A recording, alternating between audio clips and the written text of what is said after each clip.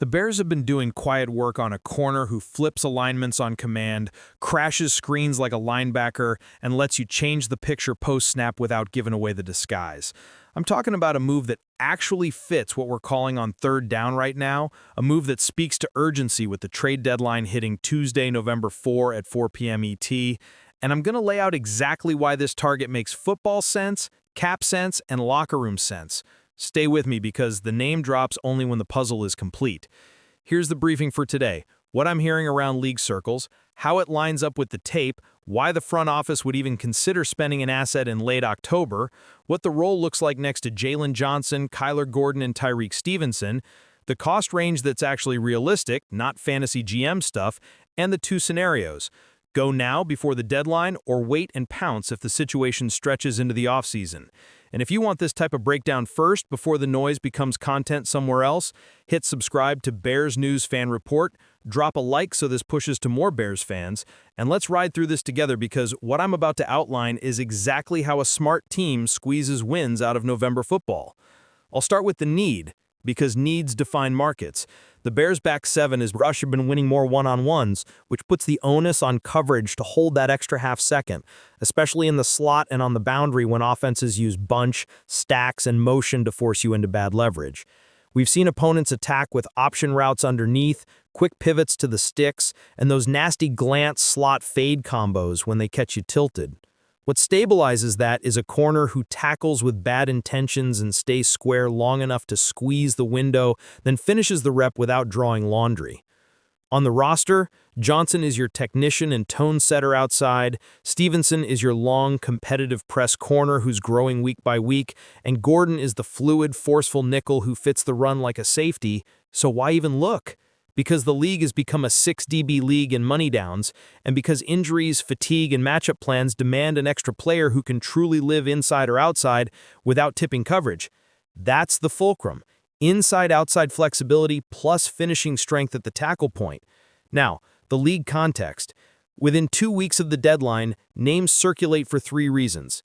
Expiring rookie deals from 2022 with no 50-year option, clubs in transition who want picks to accelerate a reset, and players whose calling card is reliability more than splash plays.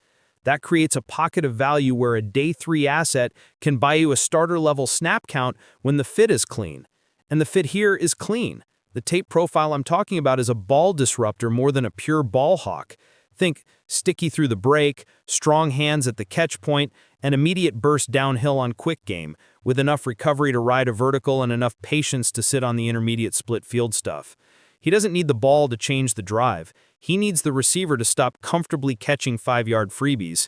That in turn makes your simulated pressures and late rotations matter again. Scheme translation to Chicago is straightforward.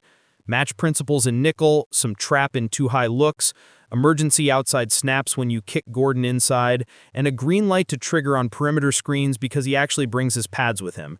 He's not arriving as a savior, he's arriving as a problem solver. And the contract? Rookie scale, affordable right now with room to talk extension if he proves to be a Chicago guy.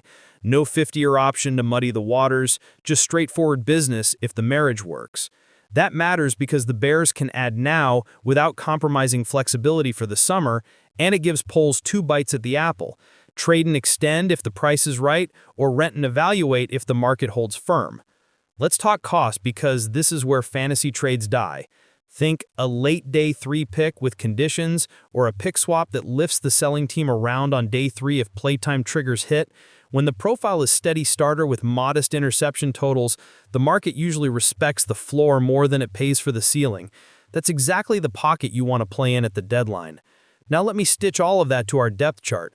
With Johnson locking one boundary, Stevenson handling the other in most game plans, the move here lets you free Gordon to be that pressure answer when offenses detach the tight end or stack the slot.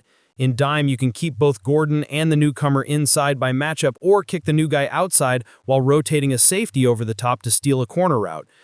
3rd and 4 to 3rd and 7, that's where November games are won, and that's where a high-floor inside-outside corner earns his keep. Quiet detail that matters. This player is a strong finisher in the alley. When teams test the edges with orbit motion into bubble, we've occasionally been half a beat late, turning 2nd and 9 into 3rd and 2. a dependable tackler who arrives low, wraps and rolls, turns those into actual passing downs where Sweat, Dexter, and the games up front get to pay rent in the backfield. Locker room calculus also checks out. No drama, competitive edge, comes from an SEC background where living on an island is life. That plays in a room led by Johnson's accountability standard.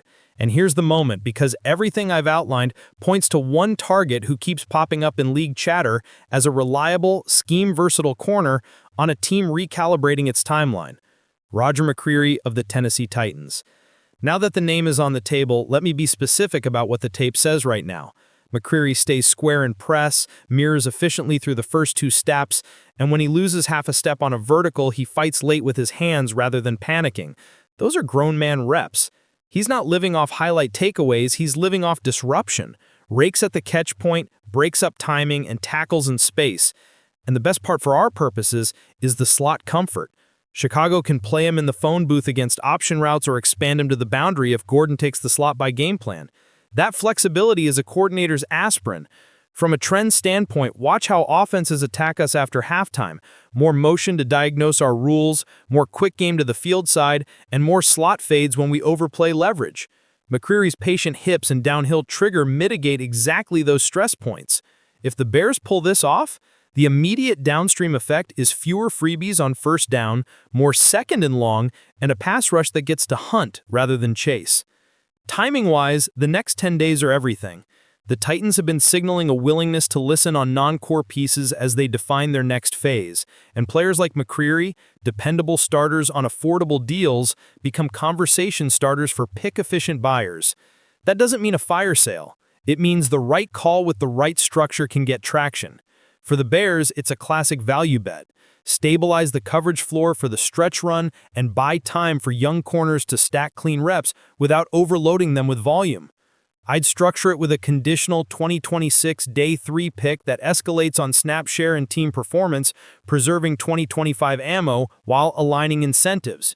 If things click, extend him before he gets to market and you've solved a need without touching the top of the draft. For the locker room, this reads as a winning message. We're rewarding a defense that's playing fast by giving them another closer for money downs.